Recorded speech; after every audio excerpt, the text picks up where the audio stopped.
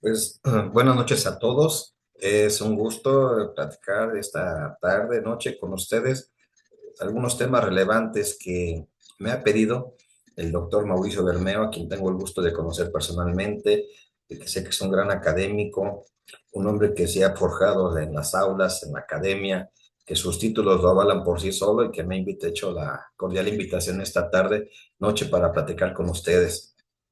Mi nombre es Miguel Ángel Tello Saavedra, soy abogado postulante, también abogado de algunas empresas y consultor, y soy docente en la Facultad de Derecho de la Universidad Nacional Autónoma de México en las materias de Derecho Internacional Público y una nueva que la facultad implementó hace 2 años que se llama Control de la Convencionalidad y Jurisprudencia, que es muy necesario saberlo en la actualidad. El control de la convencionalidad de jurisprudencia tienen que ver con los tratados internacionales que México ha celebrado y suscrito en materia de derechos humanos. México ha firmado casi todos, o más bien todos los tratados que le ponen en la mesa, México los firma en materia de derechos humanos, aunque a veces no los cumpla, pero los firmamos porque pues es inherente a nuestra política exterior, ¿no? Y saber control de la convencionalidad y cómo funciona la Comisión Interamericana, la Corte Interamericana, lo que llamamos el Sistema Interamericano de Protección para los Derechos Humanos, es relevante en nuestra época. Esta semana estaba yo viendo un video de una abogada que compareció ante las mesas de ahorita sobre la reforma judicial y fue muy penoso estar viendo la plática de la abogada porque le hicieron una pregunta muy sencilla. ¿Qué es el control de la convencionalidad? Una abogada que yo creo que pasaba un poquito más de mi edad, tal vez 50 años, y la abogada no supo qué responder.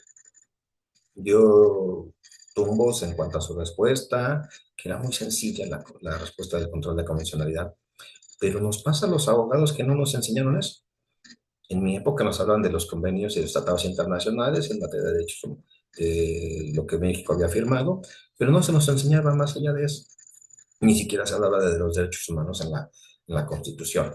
Esto viene a colación a partir del 2011 con esas reformas que se dieron en materia de derechos humanos, en el artículo primero de la Constitución, en donde ya se habla de los derechos de las personas, del principio de pro persona, de la interpretación conforme. Entonces vamos a dar un nuevo paradigma en la interpretación de los derechos humanos y ya están reconocidos. Y cuando hablamos de derechos fundamentales, es porque ya fueron discutidos por el constituyente y se plasmaron en la Constitución. A eso le llamamos derechos fundamentales. Y entonces estos derechos humanos pues tienen que darse en un control de quién puede llevarlo a cabo. Eh, Saber esto nos implica muchas herramientas. Yo les digo a mis alumnos en la facultad que el abogado que no sepa en adelante el control de la convencionalidad y las decisiones sobre la Corte Interamericana de Derechos Humanos se queda rezagado. Incluso les hago la, la, la reflexión. ¿Qué tiene que ver los derechos humanos y el control de la convencionalidad con el derecho mercantil? A veces no responden y me dicen, pues, profe, ¿qué tiene que ver, no? El derecho mercantil es un derecho de excepción para y por los comerciantes. El Código de Comercio, la ley de títulos de operaciones de crédito, la ley de sociedades mercantiles, todo aquello que tiene que ver con la lex mercatoria, que es un derecho de excepción para, por y los comerciantes.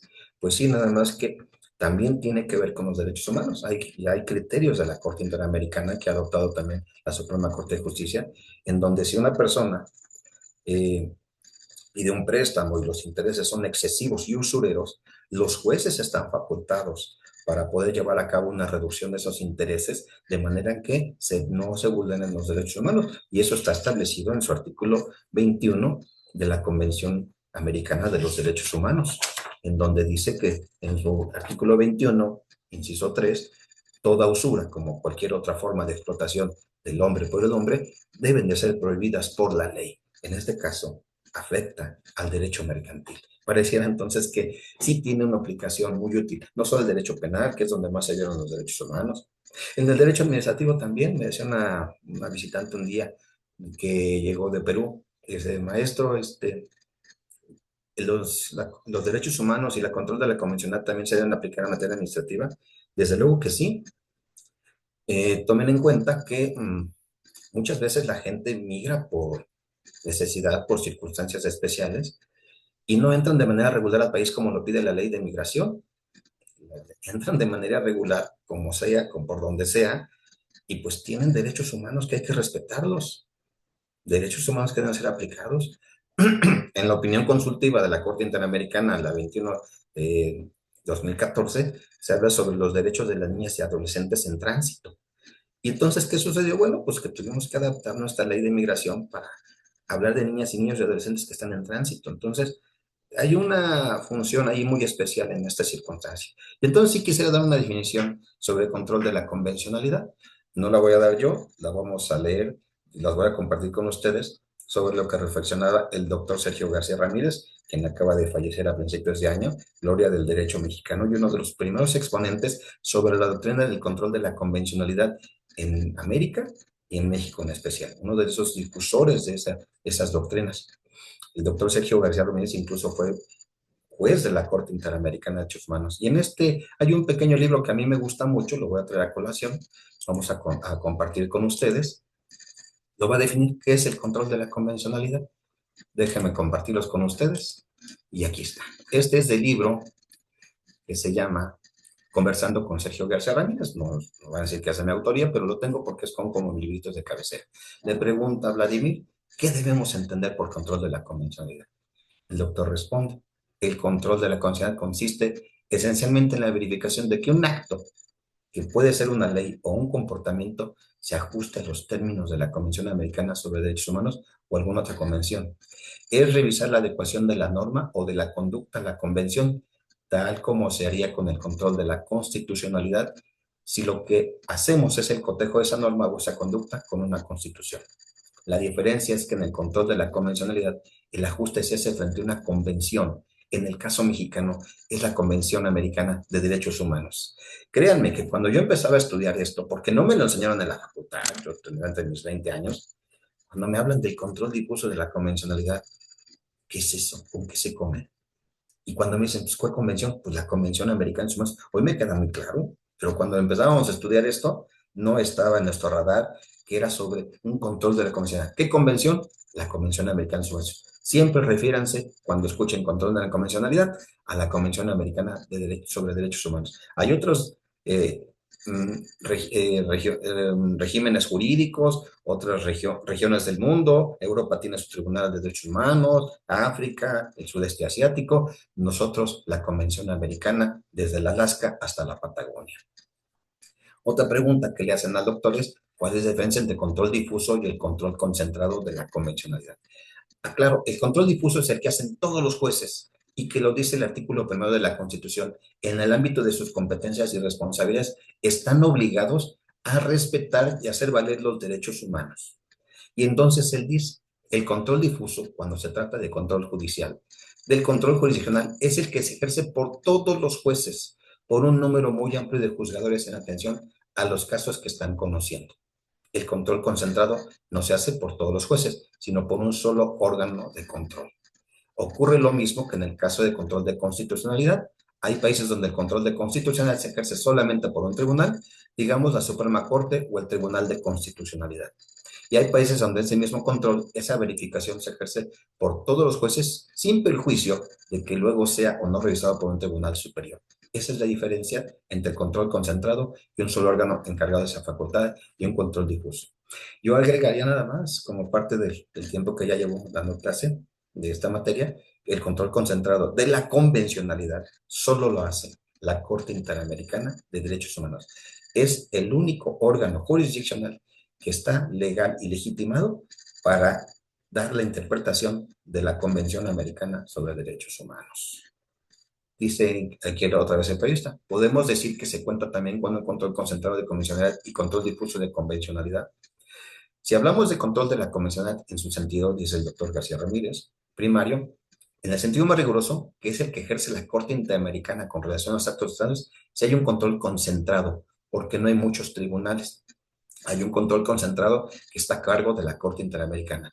Pero si entendemos, tal como ahora se está entendiendo como es natural, y si atendemos a que todos los jueces, todas las autoridades del Estado tienen que ajustarse a los términos de la Convención, ese control difuso será realizado por todos los jueces de ese Estado, ya no solamente por la Corte Interamericana, sino por todos los jueces de ese Estado.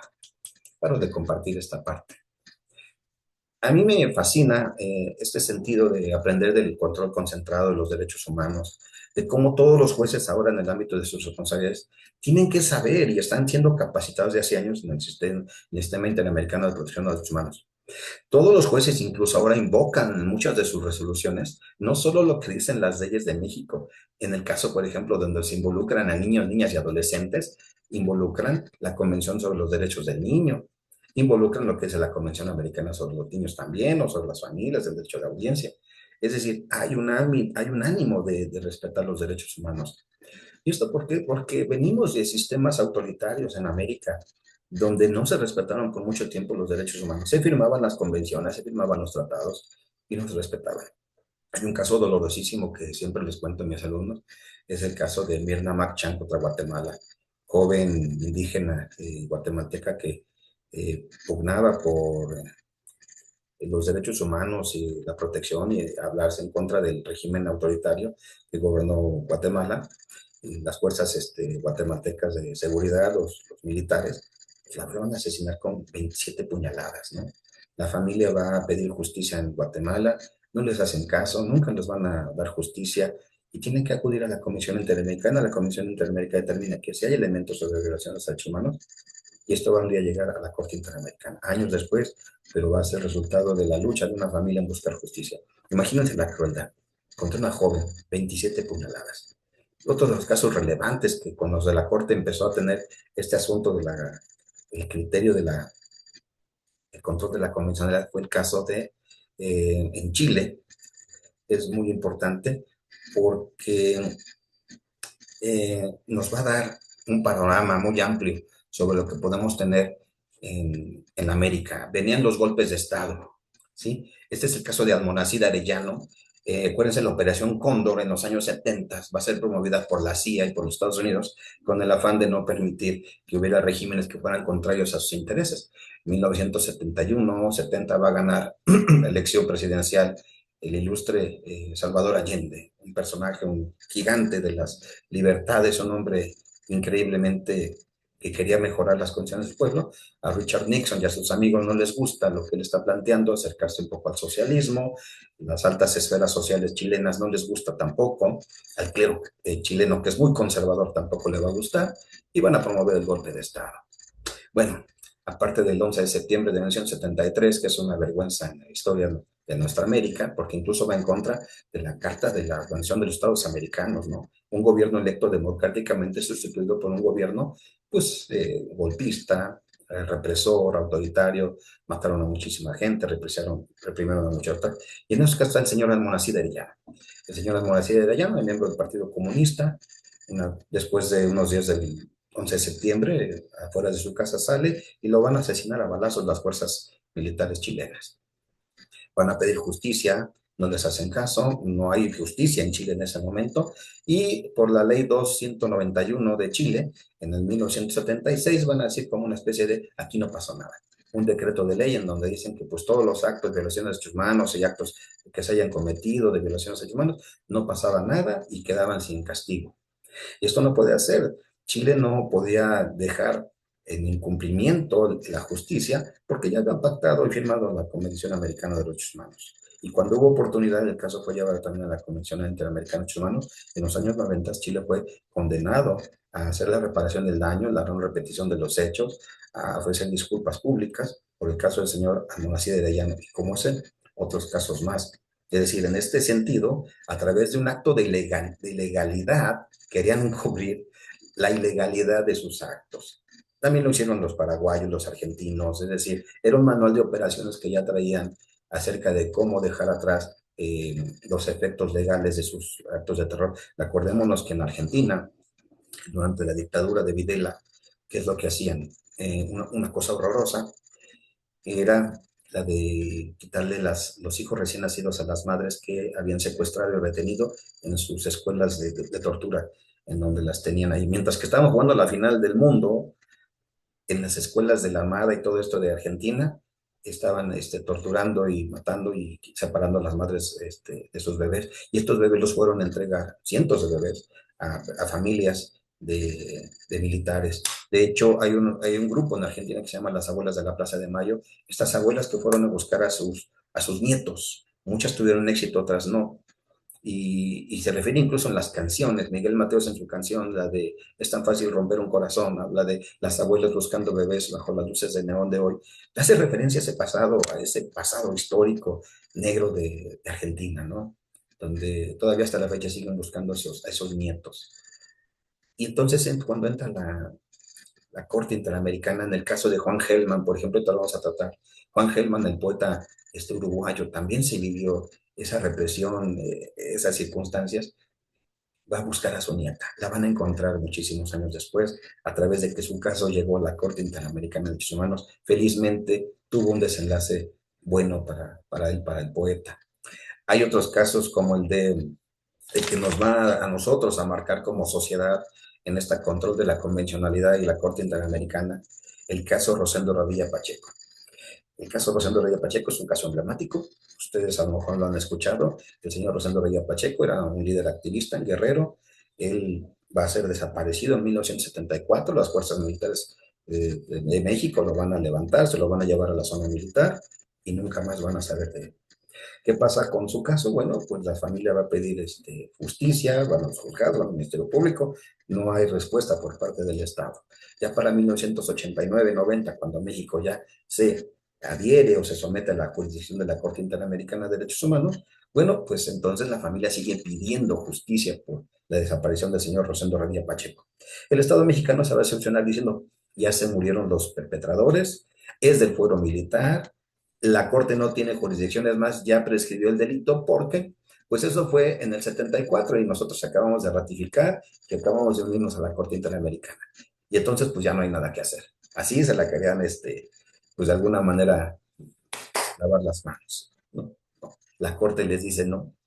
Como la desaparición es continua y el señor no ha aparecido, entonces el delito sigue vigente. Por lo tanto, entras a la esfera de que yo como Corte Interamericana, la Corte Interamericana va a resolver este asunto. Es un asunto tan relevante que hay libros enteros en la biblioteca de la Facultad de Derecho sobre este caso y va a impactar porque le va a decir al Estado mexicano que tiene que reformar su sistema de justicia en materia de derechos humanos y armonizar su legislación conforme a la Convención Americana de los Derechos Humanos. Y eso ustedes lo pueden ver en la sentencia varios 912 diagonal 2010, que es la que va a propiciar los cambios constitucionales de 2011. Esto lo traigo como un breviario de cómo la Corte ha ido trabajando. Hay otros casos muy emblemáticos, sobre el caso también en Chile, que es el caso de la señora, déjeme recordar tantito, ahorita me voy a acordar, ella va a pedir la custodia de sus hijas. Es una señora que se decide divorciar de su esposo y tiene niñas. Y estas niñas, pues evidentemente, pues quieren quedarse con su mamá, están muy contentas, y entonces van a reflexionar sobre estas pausas, estas circunstancias. Este caso es muy relevante, el que le estoy comentando, es el de Atala Rifo contra Chile. La señora Atala Rifo se va a divorciar y va a pedir en el juzgado familiar lo que llaman en Chile la tuición, que es la guardia y custodia en México. Y el asunto es que la señora Atala Rifo era lesbiana. Y entonces su esposo va a los juzgados a decir pues, que la señora por esa condición y por vivir con su pareja ya no pueden tener la guardia y custodia de sus niñas. Entonces esto va a convertirse en una disputa judicial por esa guardia y custodia. Los tribunales chilenos, que son de tendencia muy conservadora, pues evidentemente van a fallar en favor del padre y esto en razón solamente de la orientación sexual de la señora Talarrifo. Incluso hay videos en YouTube, estos los pueden buscar, y ella va a acudir a todas las instancias, incluso a la Comisión Interamericana, y el caso va a llegar a la Corte Interamericana de Derechos Humanos, donde le van a decir al Estado chileno que no puede hacer eso porque se están violentando los principios de lo que ahora llamamos pues la libre autodeterminación de las personas o el principio de que nosotros ahora conocemos como el de la libre voluntad de las partes o lo que llamamos el desarrollo de la personalidad. Por eso es muy importante. Ahora, pequeño comercial, les voy a recomendar algo. Yo muchas veces me apoyo en este libro que se llama La doctrina del control de la convencionalidad. No hay muchos libros que hablen sobre esto. Este me gusta mucho, es de la doctora Ariel Irandami Ramos Vázquez, muy recomendable para estos temas. Está breve, no es muy grande y trae los temas muy bien explicados para estos temas. México es parte de la Corte Interamericana de los Humanos en cuanto a que se ha sometido a la convención. Hemos tenido que expulsar normas que son en contra, hacer armonizaciones de otras leyes, y esto es parte de vivir en un sistema jurídico internacional, porque nos permite tener una convivencia, una comunidad con todas otras las naciones de América. Y México ha tenido varias sentencias en contra, sobre todo porque nuestro sistema jurídico se ve siempre cuestionado por la manera en que aplicamos la ley. Déjenme llevar un poquito ahora sí, ya que vimos un poquito el control de la convencionalidad y la jurisprudencia, que es una nueva materia. Vamos a entrar un poquito en materia. ¿Qué es o qué hace el sistema de protección interamericano? Voy a compartir con ustedes permítanme.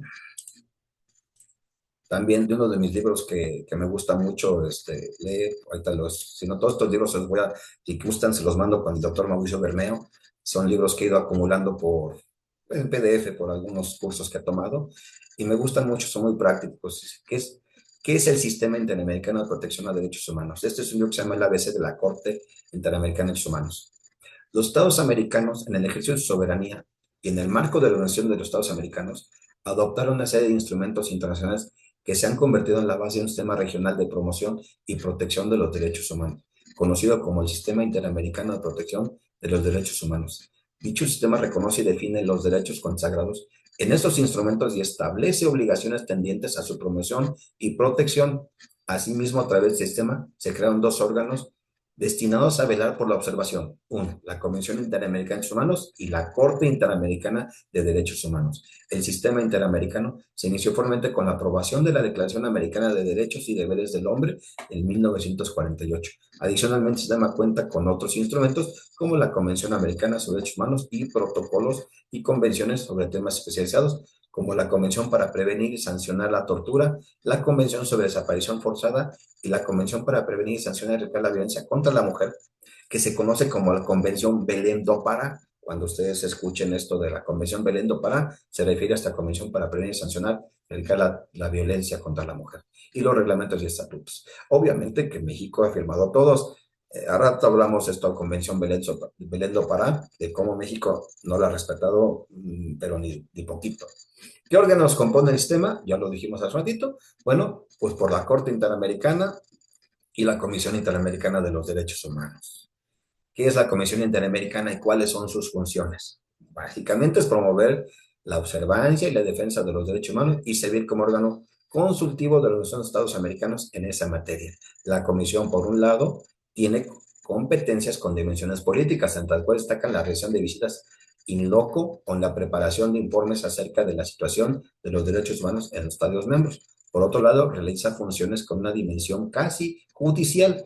Es dentro de la competencia que reciben las denuncias de particulares y organizaciones relativas a violaciones de derechos humanos. Examina esas peticiones y adjudica los casos en el supuesto que se cumplan los requisitos de admisibilidad. Es decir, no todos los casos que se plantean a la comisión van a llegar a la corte, ojo. Se tienen que llevar primero a la comisión va a estudiarlos, incluso va a ver si hay soluciones con los estados que están siendo denunciados, y entonces, si determina que hay violaciones a derechos humanos y que los estados no están haciendo no están admitiendo su responsabilidad, entonces lo pasa a la Corte Interamericana. Muy bien, dejo de compartir esta parte para compartirles con ustedes, ahora sí, otras diapositivas de qué es la comisión y la... Bien, comparto con ustedes esta parte. Tenemos un sistema interamericano de protección a los derechos humanos. Vamos a tener por un lado la comisión y del otro lado la corte.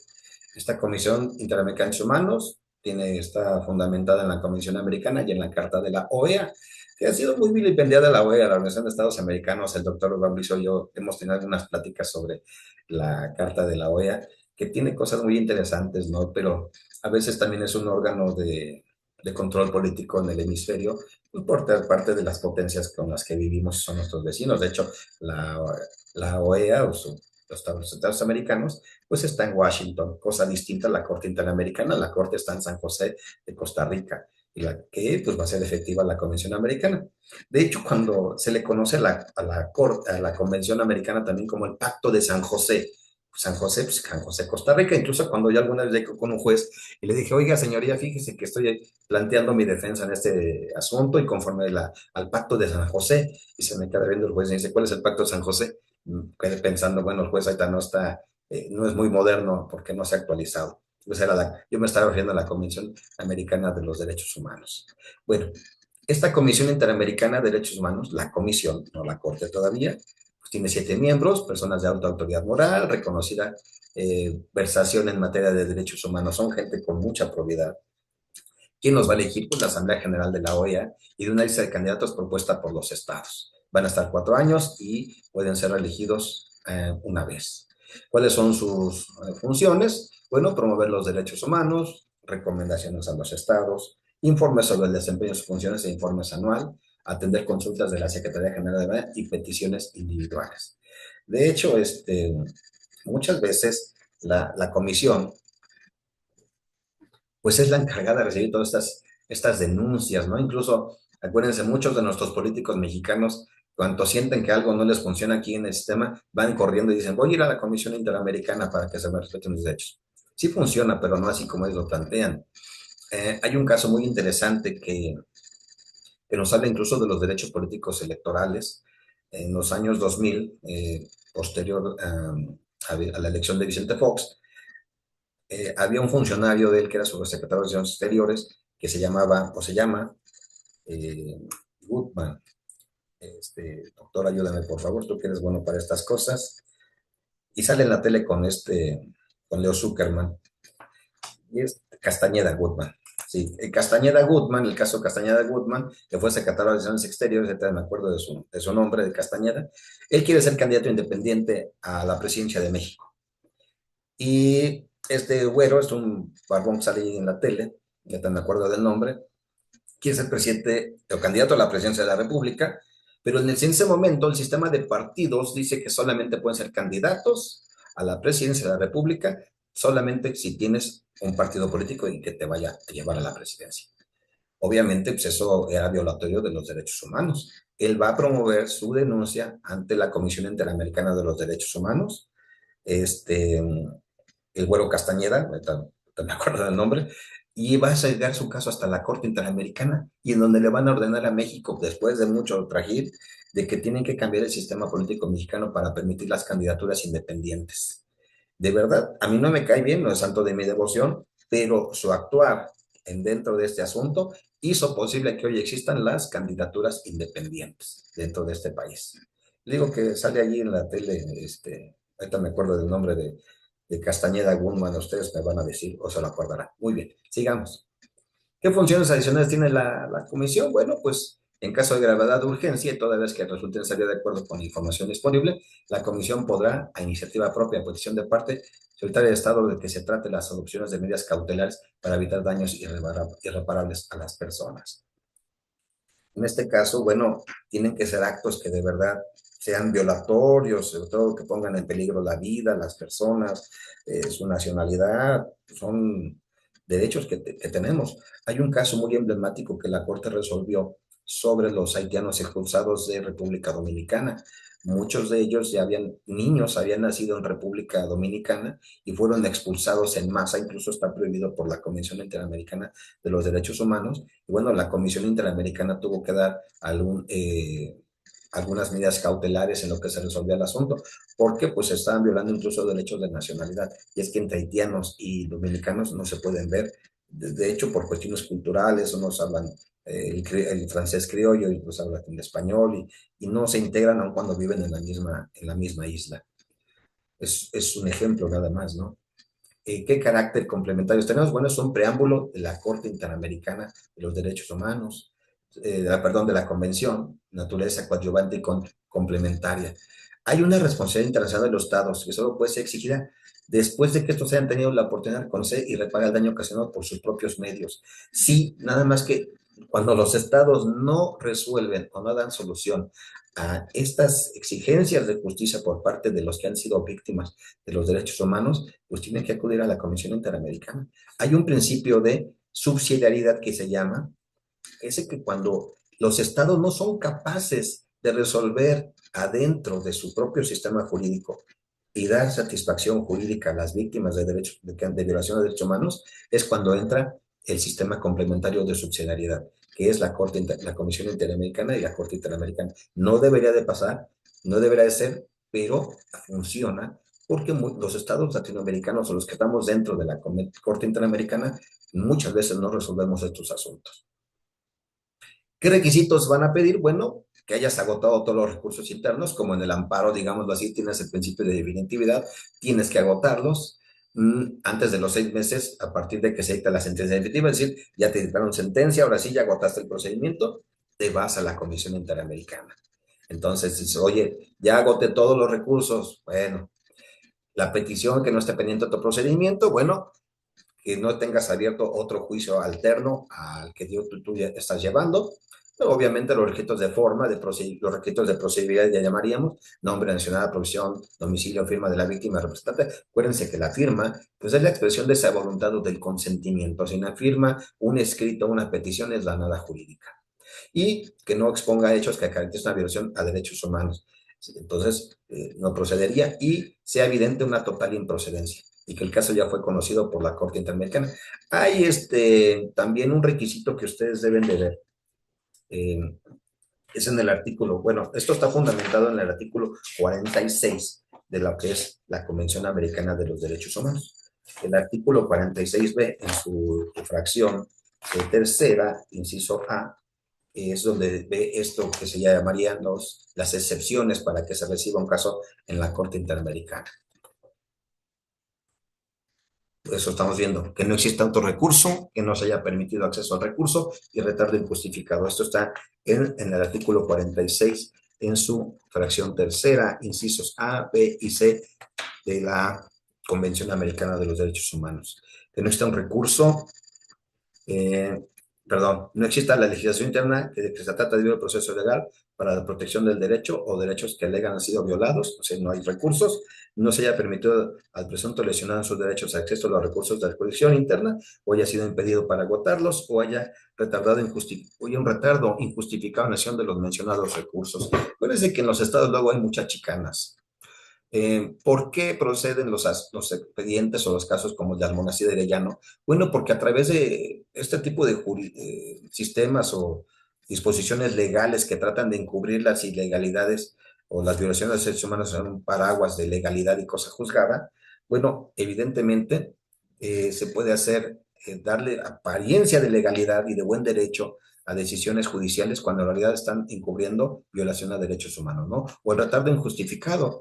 Hay un caso muy emblemático que ahorita se los voy a compartir sobre este asunto de retardo injustificado. Voy a dejar de compartir este.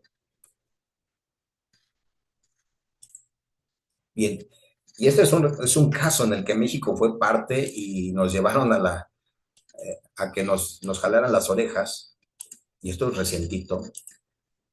Miren ustedes, este es el caso de la Corte Interamericana, es una sentencia el año pasado, del 25 de enero, caso García Rodríguez y otros contra México.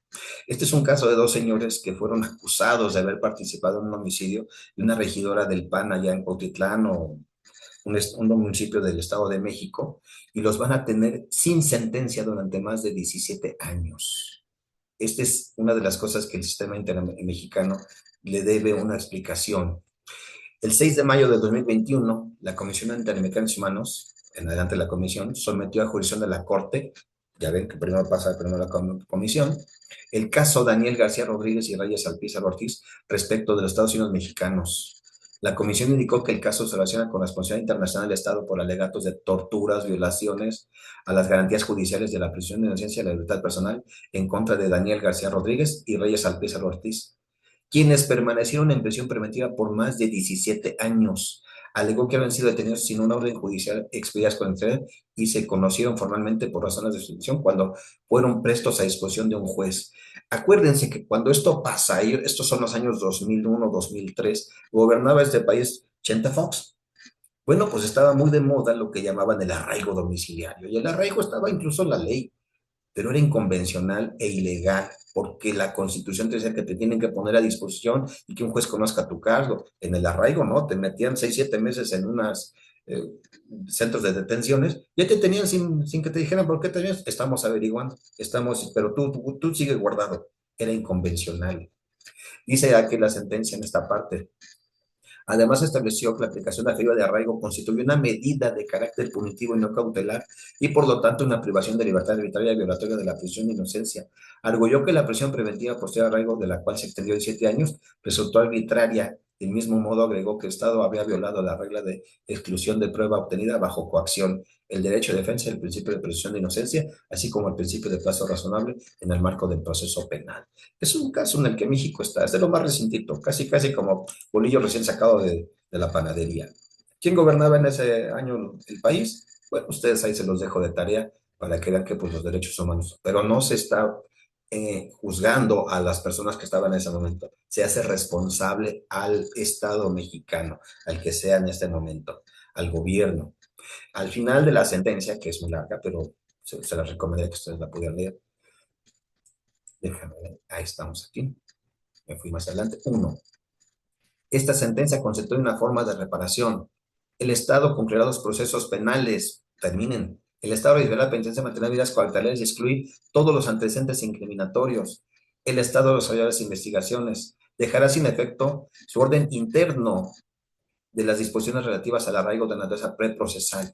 Es decir, hay lo que es la exclusión. En el curso de control de la convencional se habla de que cuando una ley es inconvencional, el Estado tiene que expulsarla del orden jurídico. Y nosotros estamos obligados, a partir de esa sentencia de la Corte Interamericana en el sistema de protección de los derechos humanos interamericano, a expulsar estas normas del arraigo porque son inconvencionales. Luego nos dice abajo, el Estado debe adecuar su ordenamiento jurídico, es decir, armonizar sobre prisión preventiva y oficiosa. Esto es interesante porque incluso todos los gobernadores hace unos meses, todos sin excepción, de todos los signos partidos políticos, le dijeron a la Suprema Corte, oye, espérate, no vayas a sacar a algunos presos que tienes por allí, porque la prisión preventiva oficiosa se aplica para delitos de alto impacto, ¿no? Pero ahí todos sí se pusieron de acuerdo. Pero es una orden de la Corte Interamericana. ¿Qué hacemos? Acuérdense que todas las sentencias que están dictadas por la Corte Interamericana son obligatorias, son cosa juzgada y estamos obligados a respetarlas. Y entonces, después, al final, deben implementar un programa de capacitaciones, el establecer publicaciones indicadas y empiezan a dar algunas otras ideas. Me regreso a donde estábamos con la presentación. Bueno, era para que ustedes vieran cómo hay retardos injustificados y México se ha visto involucrado en estas cosas.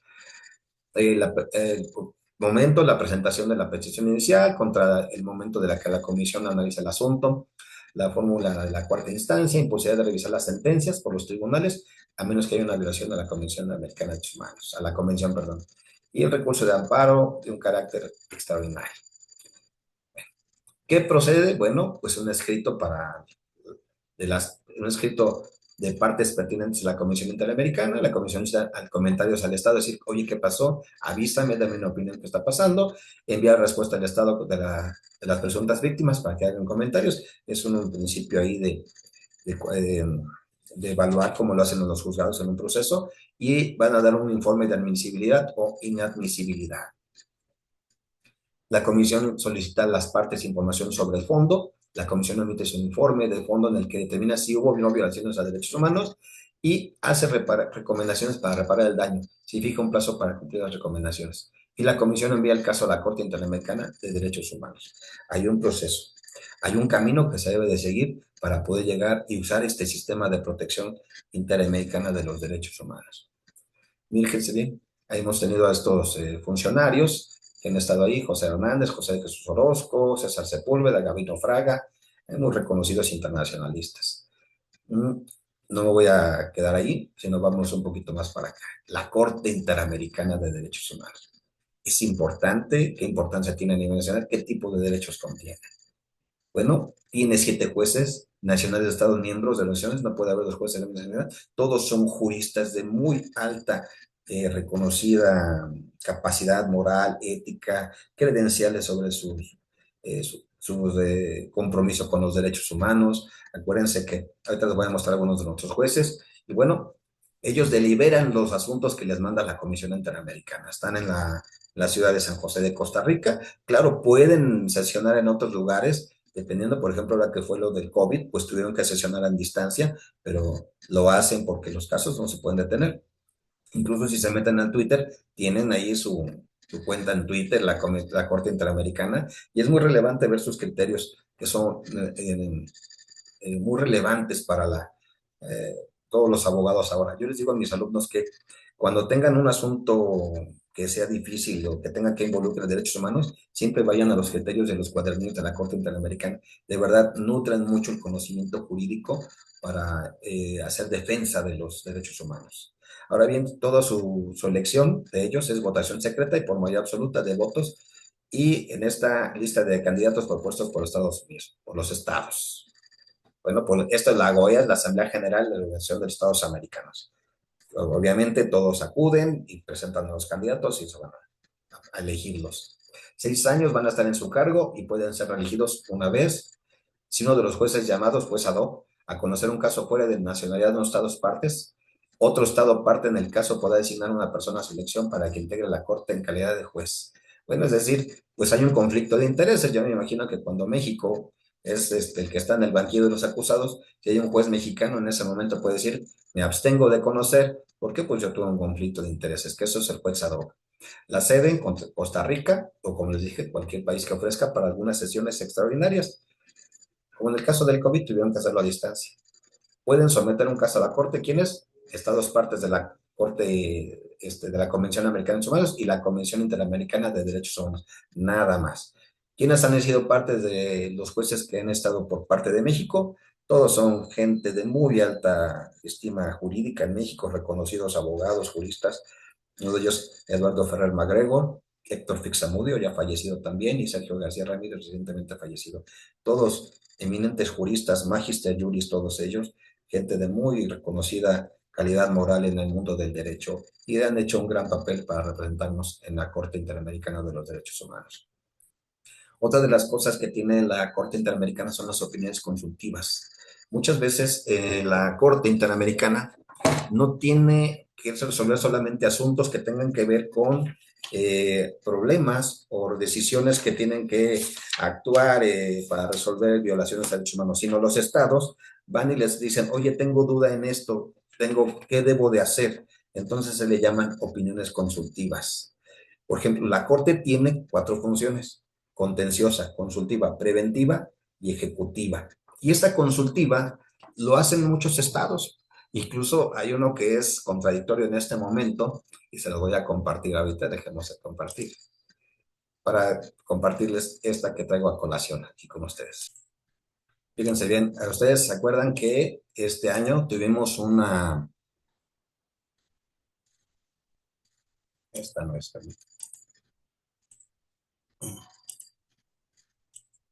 aquí está, esta sí, sí se está viendo. Esta es la que quiero sobre la Corte. Déjame ver si esta está bien. Aquí está. Esta es la que quiero.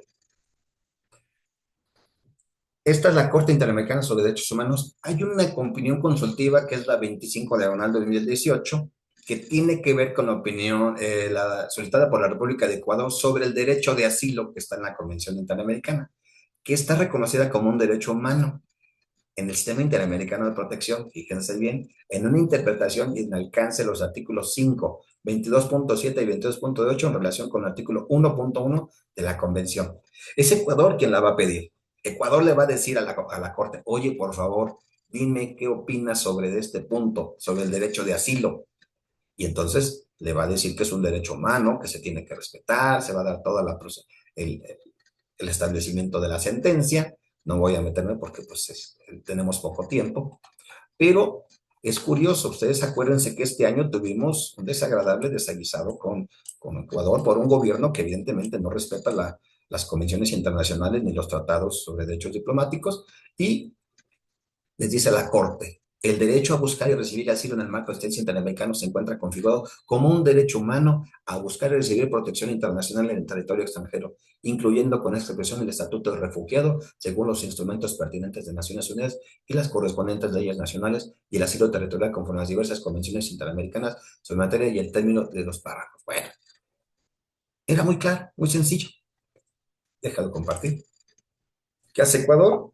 Tenemos un refugiado, su expresidente Jorge Glass, y bajo el amparo de que se pretendía jugar y México le pretendía dar un asilo a un señor que estaba acusado de delitos y que estaba sancionado, van y violentan nuestra embajada, esto en contravención contra la Convención de Viena sobre Relaciones Diplomáticas, en la cual expresa que las sedes diplomáticas son inviolables.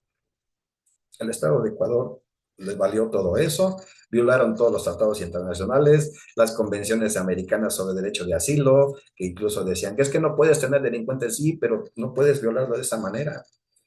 Y sobre todo porque eso era un asunto de que México le corresponde determinar si era o no procedente regresarlo o no. Se violaron todos. Incluso su propia opinión consultiva, los ecuatorianos las van a violar. Obviamente, los que nos dedicamos un poco al estudio del derecho y otras cuestiones internacionales, sabemos que Ecuador no se dio cuerda solito. Esto vino una orden más allá del Río Bravo. Están dependiendo básicamente. Este joven presidente es criado en Florida, habla más inglés que español, de hecho apenas conocía su país, pero bueno, violaron la embajada, violaron las convenciones y tratados internacionales, violaron la opinión consultiva, evidentemente han hecho todo pues, para violar las sedes diplomáticas. Por eso, en ese sentido, México reclamó y sigue reclamando que se sancione a Ecuador por esa violación a nuestra embajada y también por faltar a los convenios que establece la Comisión de Viena sobre Relaciones Diplomáticas y la inviolabilidad de las sedes diplomáticas y sobre todo porque se llevaron de una manera ilegal a la persona que estaba pidiendo asilo en la embajada mexicana. Regresamos aquí. Entonces, por eso lo traigo a colación, ¿no? Estas opiniones consultivas que a veces son llamados a misa en algún sentido. El artículo 64 de la Convención dice que los Estados miembros de la Nación podrán consultar a la Corte acerca de la interpretación de esta Convención o de otros tratados concernientes a la protección de derechos humanos en los Estados americanos. Asimismo, podrán consultarla en lo que compete a los órganos unidos al capítulo 10 de la Carta de Revolución de Estados Americanos, reformada por el Protocolo de Buenos Aires. Bueno, les acabo de dar un ejemplo de lo que es una opinión consultiva, pero al final de cuentas el Estado de Ecuador dijo que primero estaba su derecho interno, que conforme al artículo 27 de la Convención de Viena sobre Relaciones Diplomáticas, no podía invocarse para dejar de cumplir con esa Convención de Relación de Viena. Bueno, ¿hay un reconocimiento de la competencia contenciosa? Pues sí, todos los estados, todo estado puede en su momento puesto en su momento de ratificación o adhesión a esta convención. Aclaro, no todos los estados americanos son parte de la Corte Interamericana. Muchos estados que eran de la Commonwealth o que por algunas conveniencias diplomáticas han salido. Venezuela en el 2012 dijo yo me salgo, denunció el tratado. En Bahamas y algunos otros países, Canadá, Estados Unidos jamás han sido parte de la Corte, Belice y demás, no les interesa. Bueno, Estados Unidos jamás van a ser parte ni se van a someter porque la única jurisdicción que conocen es la de ellos. Bueno, nos podemos seguir aquí en México. Bueno, México va a reconocer a la Corte el 16 de diciembre del 98. Y es cuando les digo que cuando en el caso de Orlando Reyes Pacheco, decían el gobierno mexicano, no, espérate, no nos puedes juzgar porque eso ya prescribió y nosotros no estábamos en la corte cuando pasaron esas cosas. Por eso se crea una excepción así, muy mañosamente. Los Estados mexicanos reconocen como obligatoria de pleno derecho la competencia de la Corte Interamericana de Derechos Humanos sobre los casos relativos a la interpretación y aplicación de la Convención Americana sobre Derechos Humanos, de conformidad con el artículo 62.1 de la misma, a excepción de los casos derivados de la aplicación del artículo 33 de la Constitución Política de los Estados Mexicanos, que ya se reformó. El artículo 33 habla acerca de la expulsión de los extranjeros indeseables. Y ya con la reforma que nos obligaron también, antes en el 33 se podían expulsar extranjeros de manera alegremente sin ningún tipo de juicio. Hoy ya no, ya tenemos que garantizarles también el derecho de audiencia. Hay muchos extranjeros metiches, ya no los sacamos, pero en su tiempo los presidentes mexicanos utilizaban esa figura jurídica como un arma política para expulsar a extranjeros indeseables que están metiendo en cosas de política. Hoy ya no lo hacen. La aceptación de competencia de la Corte Interamericana de Derechos Humanos solamente será aplicable a los hechos o a los actos jurídicos posteriores a la fecha del depósito de esta declaración, por lo que no tendrá efectos retroactivos. Sí, evidentemente, pero en el caso de Rosendo Rodríguez Pacheco, vuelvo a ese caso emblemático, fue porque como no aparece ese señor, el delito seguía vigente. 3. La aceptación de competencia contenciosa de la Corte Interamericana de Derechos Humanos se hace con carácter general y continuará en vigor hasta que un año después de la fecha que los mexicanos notifiquen que la han denunciado. No nos vamos a salir, evidentemente, de la Corte Interamericana de su jurisdicción.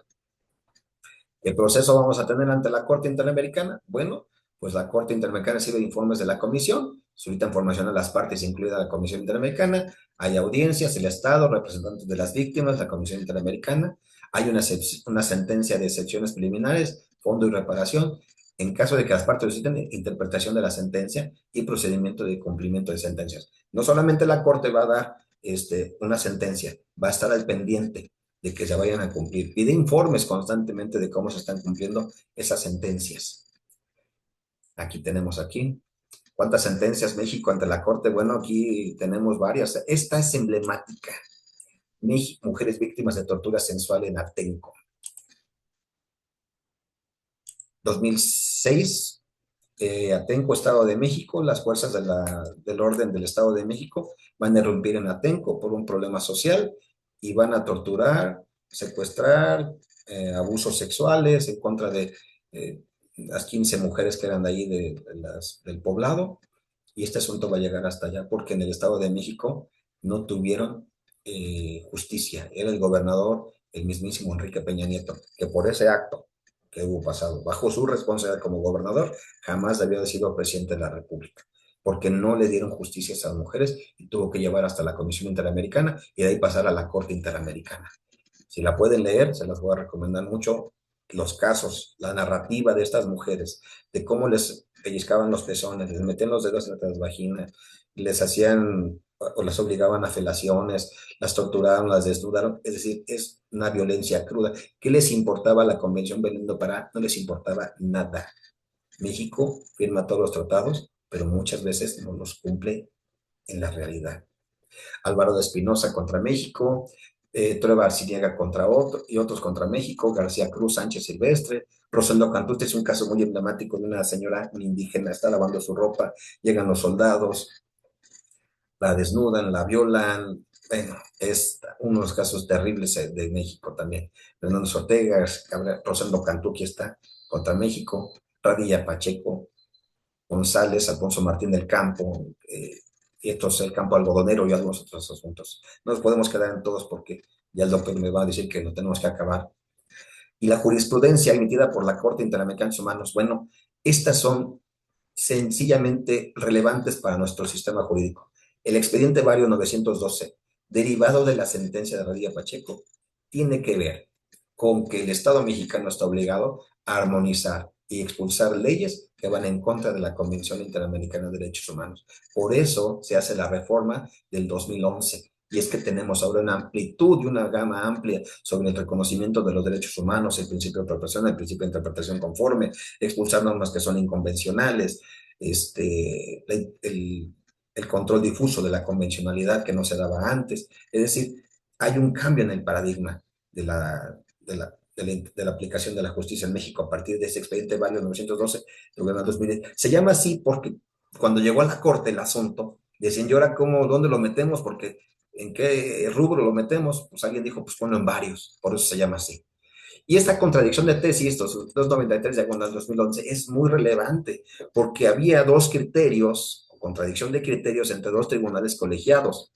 Unos decían que los convenios y tratados internacionales estaban abajo de la Constitución y otros decían que estaban al nivel de la Constitución.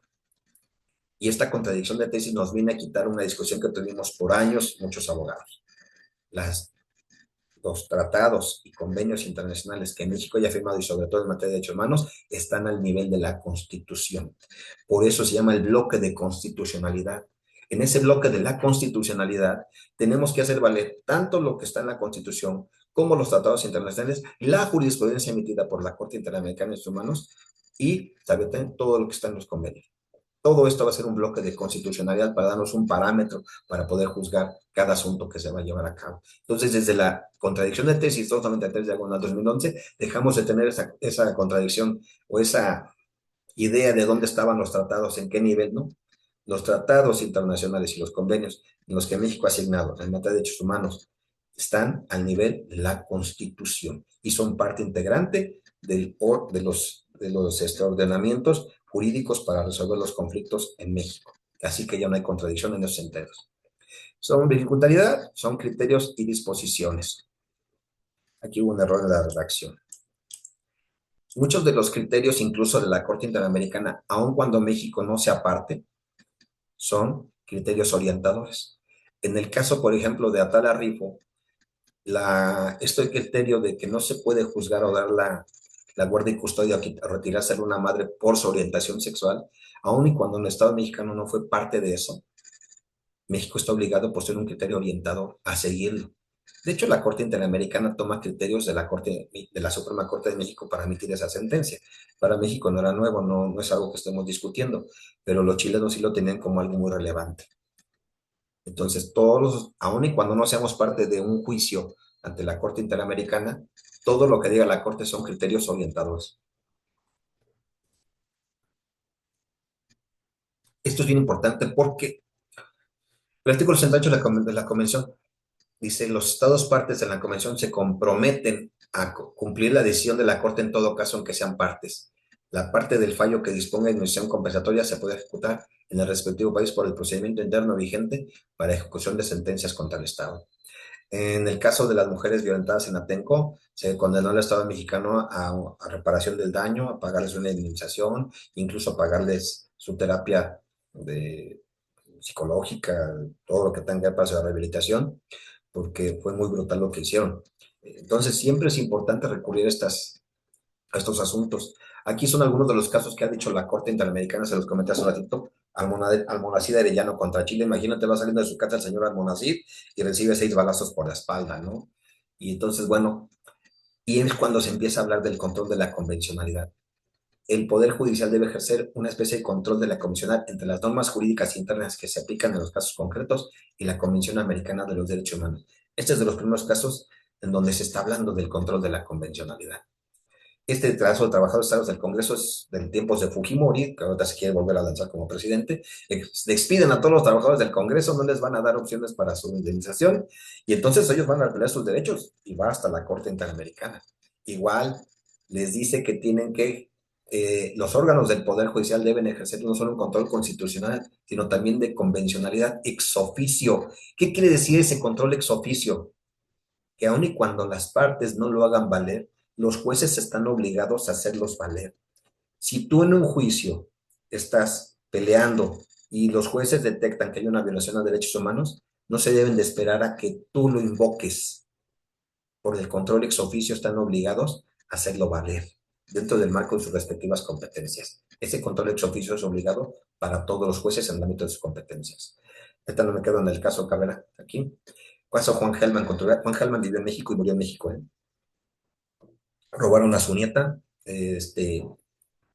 hija de su nuera, la arrancaron y la tuvieron buscando. Igual en este caso, la Corte Interamericana va a determinar que todos los órganos, incluidos los jueces, están sometidos a aquel en el cual les obliga a velar por los efectos y disposiciones de la Convención no serán mermados por la aplicación de las normas contrarias, perdón, a su objeto y fin, por lo que los jueces y órganos vinculados a la administración de justicia en todos los niveles están en la obligación de ejercer ex oficio un control de la convencionalidad. Todos los jueces. Aquí, por ejemplo, Juan Juan Gelman le van a pedir la supervisión del cumplimiento de sentencia. ¿Qué pasó? ¿Qué han hecho? Si se castigaron o no a los responsables, lo que ha pasado. Bien. Bueno, pues ya me queda un poquito nada más para lo del control ex oficio. Todas las autoridades, dice el artículo 1 de la Constitución, en el ámbito de sus competencias, tienen la obligación de promover, respetar, proteger y garantizar los derechos humanos. Y bueno, no es necesario que lo invoquen las partes. Es obligación de los jueces o las autoridades administrativas o quienes tengan que ver con asuntos de respetar los derechos humanos, deben promover, respetar y proteger y garantizar derechos humanos. No es necesario que tú lo invoques. Oiga, juez, mis derechos humanos. Ah, sí, ya me acordé. Sí te los debo respetar, ¿no? Los jueces tienen la obligación de respetarlos. Bueno, pues ya nada más como último, el parámetro de control, tenemos a la Constitución, los tratados internacionales y los criterios vinculantes de la Corte Interamericana, que dije aquí, lo que llamamos el bloque de la constitucionalidad, que es un parámetro de control. Todo, y por eso dice, criterios vinculantes de la Corte Interamericana de Derechos Humanos, establecidos en sentencias de las que el Estado mexicano ha sido parte y criterios orientadores de la jurisprudencia de presidentes del Estado de la Corte cuando el Estado mexicano ya ha sido parte. Por eso dicen, te lo digo a ti, Pedro, para que lo escuches, Juan. Si se lo dicen a otro estado, aun y cuando México no haya sido parte, lo que diga la Corte es un criterio orientador. Y nos va a ayudar mucho, ¿eh? Yo se lo recomiendo a ustedes jóvenes que vayan a litigar, siempre revisen lo que dice la Corte cuando tengan asuntos relevantes. Bueno, ya hasta aquí ya no me meto en la interpretación. Bueno, pues me ha dado mucho gusto estar con ustedes esta noche, conocerles a través de, pues, de estas pantallas y quedo a su disposición. Si algo del material que he compartido ahorita lo requieren, con todo gusto se lo hago llegar al ilustre doctor Mauricio Bermeo, a quien obviamente esto le va a costar un cafecito en el Café La Habana y que me invite a platicar y a debatir estos temas seguidamente, pero quiero decirles que es muy interesante y que no les pase lo que esta abogada en el, en el foro sobre la reforma judicial, que le preguntan qué es el control de la convencionalidad, que no nos quedemos con la duda y que ustedes sepan que es una materia muy bonita, muy novedosa, pero que tiene que ver con algo.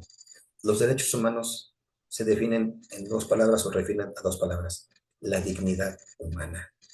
Todo aquello que tente contra la dignidad humana, que sea contrario a la moral, a la justicia, a las buenas costumbres, debe de combatirse. Todos los días se violan derechos humanos. Yo no puedo decir que en este gobierno no se violen, porque en los anteriores se hacían y en los anteriores también, pero hay que pretender ir detrás de esa utopía, caminando, caminando, para que no se estén violando los derechos sistemáticamente, porque tiene que ver con lo que dije, la dignidad humana. Porque todos estos casos que se van a la corte tienen que ver con violaciones humanas, porque fueron torturados, violados, asesinados, mutilados, no recibieron justicia en sus países de origen, y entonces al no recibir justicia, ¿qué es lo que hacen? Pues salir a buscarla a otras instancias, y hasta que nos vienen a decir a México, oye, violaron derechos humanos, oye, no cumplieron las formalidades, oye, violaron sus derechos procesales, oye, cambia tu legislación. Y entonces estamos siempre en esa picota, en esa vitrina donde nos ponen en tela de juicio como Estado mexicano, porque no es a una persona, es al Estado a quien se condena. La corte, al final, yo diría, tampoco es una corte penal, no castigan a las personas de alguna manera así señaladamente, sino es al Estado. Entonces ha sido para mí una aventura dar esta materia, compartirla y hacer la práctica también en la vida. Yo les vuelvo a recomendar, si tienen alguna duda, estoy a sus órdenes y ha sido, bueno, muy ilustrativo estar con ustedes esta tarde en su formación y les vuelvo a recomendar este libro que para mí es como que mi pequeña Biblia en mi curso.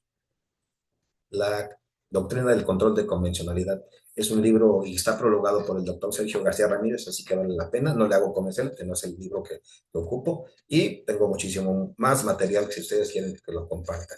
Yo quedo a sus órdenes. Ha sido un gusto y un privilegio estar con ustedes. Ya me dediqué un poquito el tiempo, pero estudien mucho estos temas. Los abogados que no sepan control de la convencionalidad, que no sepan de qué se trata la convención, las convenciones que México ha firmado y que no sepan invocarlas en los juzgados, pueden quedarse rezagados. Es obligación de los juzgados respetarlas, incluso si ustedes no lo dicen, pero es mejor cuando ustedes las dicen. Quedo a sus órdenes y ha sido un gusto estar con ustedes. Hasta luego.